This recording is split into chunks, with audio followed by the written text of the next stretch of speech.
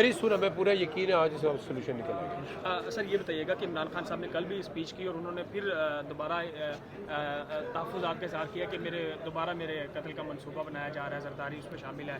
तो क्या इमरान खान को खान है साहब या इस तरह कुछ हो को सकता है? यकीनन इन्होंने पहले भी अटैक कराया और खान साहब को हटाए बगैर रास्ते में, अल्लाह माफ़ करे, अल्लाह उनको सेहत ज़िंदगी दे, उनको रास्ते से हटाए बगैर ना इन लोगों के अज़ाइम पूरे नहीं होते। और अज़ाइम यही है कि इन्होंने अपने एक दूसरे को प्रोटेक्ट करना है। इनकी डेमोक्रेसी यही है कि इन्होंने अपने केसेस माफ़ कराने, पैसे माफ़ करवाने और पाकिस्तान को दिवालिया जो कि जिस तरीके से किया गया है, ऐसे ही पाकिस्तान की इकॉनमी को तबाह करना है। अब इस सारे अमल में एक ही बंदा है जो इनके लिए तकलीफ़ के बायस है, वो इमरान खान है, वो PTI है।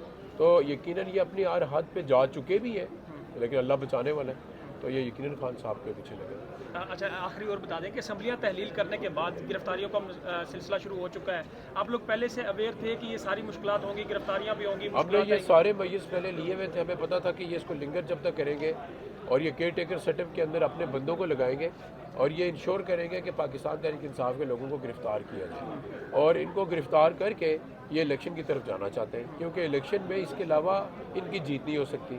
फिर मोहसिन नकवी का लग जाना एक और बहुत बड़ा सवालिया निशान था इनके ऊपर, और इतने कंट्रोवर्शियल आदमी का लगना, फिर ये पंचर दोबारा लगाना, तो ये जितने मर्जी हरबे इस्तेमाल करें, हम अपनी पूरी तैयारी में इंशाल्लाह। अब इलेक्शन अगर ताखिर का शिकार होते हैं, 90 दिन में नहीं होते, लग रहा है आपको इस तरह कुछ?